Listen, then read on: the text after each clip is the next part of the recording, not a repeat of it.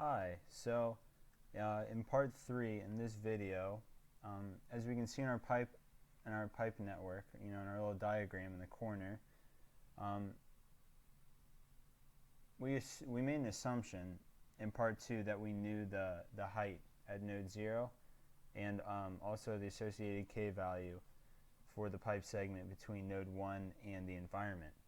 So I went back in my own time, and I didn't record all the changes, but I'll talk through them here pretty quickly. So basically took the same exact code we had from last time, and let me just run this real quick. So what I did was, since we don't know that Z or K value, let's operate on the assumption that those are guesses, similar like we did with the internal pressures, right? So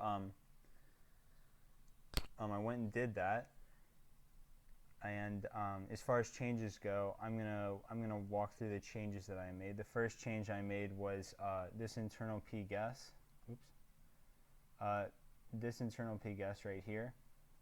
If I print that real quick,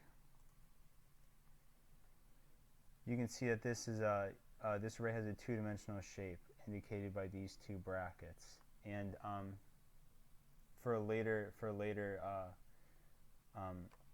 shape that I wanted for my function, I wanted this to become a one-dimensional array. So I named that internal P guess, right? And if I print that,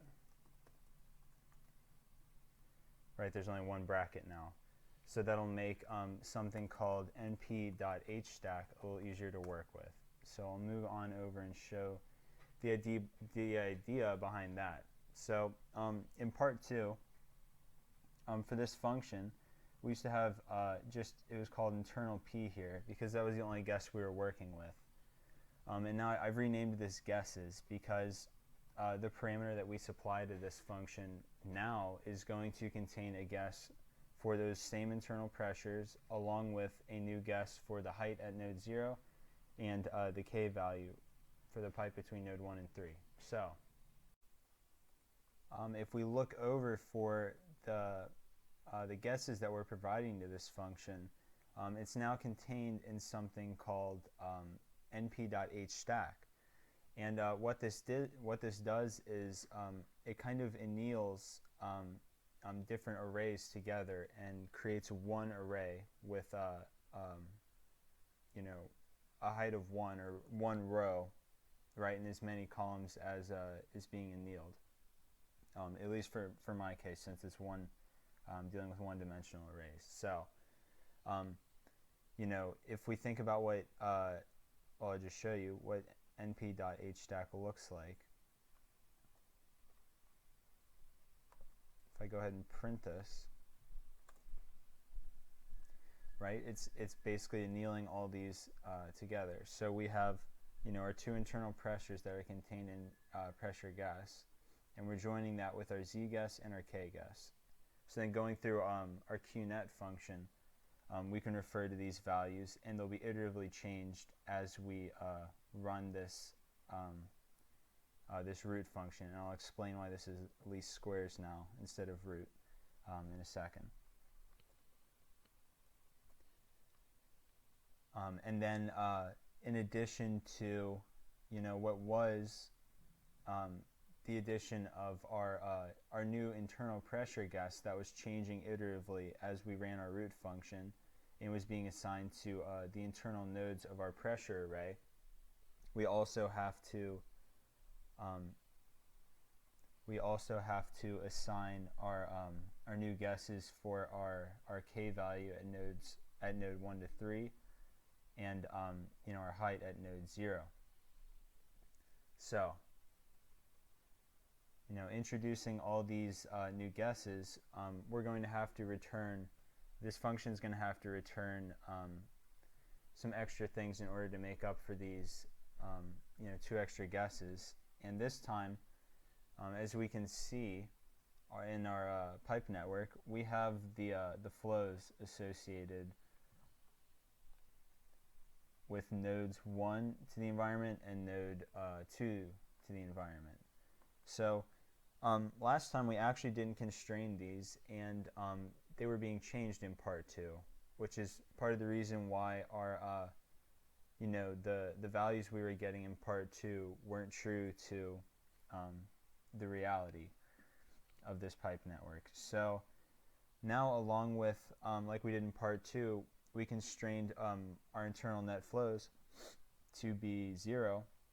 Now we also want to constrain our external flows to be equivalent to our known values, right?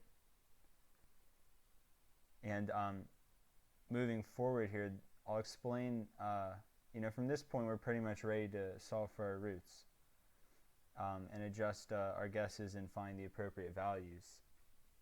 However, I ran into a problem when using root because my k value, my guess, was being adjusted and was becoming negative. And if we look at when we were calculating the flows, we were referring to our flow function, which was written earlier. And if we look at flow, there's a problem here. Within flow, when we're guessing the q, there's a square root here. And within that square root, you can even see we ran into this problem earlier where we had to take the absolute value of the delta head, which wasn't a problem then because it was just a difference between heads. That wasn't a big deal to make positive. However, our k value here will give us an error.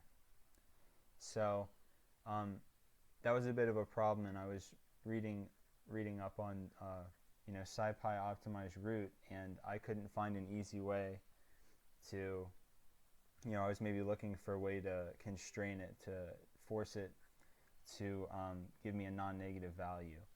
But I did some more reading on other SciPy.optimize different ways to solve for the roots of equations or functions, and came across something called least squares, which from my understanding, from what I read, because it uses the squares of functions in its method, everything ends up being non-negative.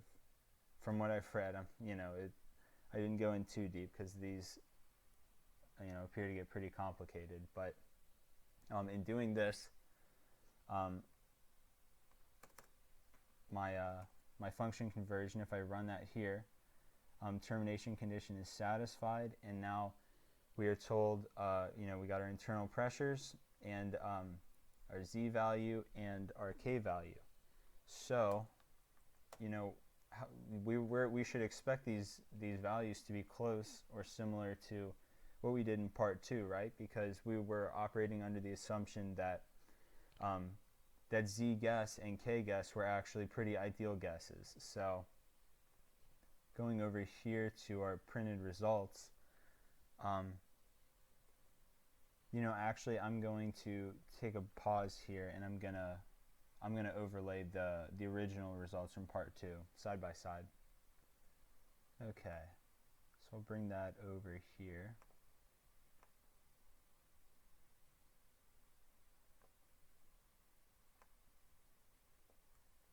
Okay, so looking at these values now and comparing these, on the right here, this is our, maybe we'll move it over a little bit so it's not as confusing. Okay, so on the right we have our values from our part 2, and you can see the pressures are actually really close. Hold on a second. Okay, it looks like I didn't run this last node, or this last little section. So you can see the values are actually pretty close, and the one thing that kind of stands out to me is this internal node for that would be node 2. It's a little more off, right? It's a little more off than you probably would want it to be, but everything else looks like pretty similar. So maybe one of the guesses was a little more off than the other, or maybe that difference comes down to the method, and using that least squares function. but you know, you can see the flows are pretty comparable. And also, you know, in part 2, our flow that we knew, the flows going to the environment, were actually changing. And in this case, we kind of took care of that. So if I print flows after I run this, you can see our flows here. These are pretty close to what we want to do constrain to.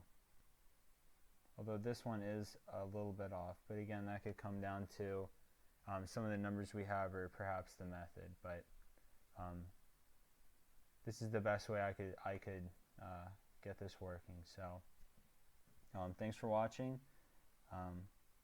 Got my stick of gum, I guess. All right.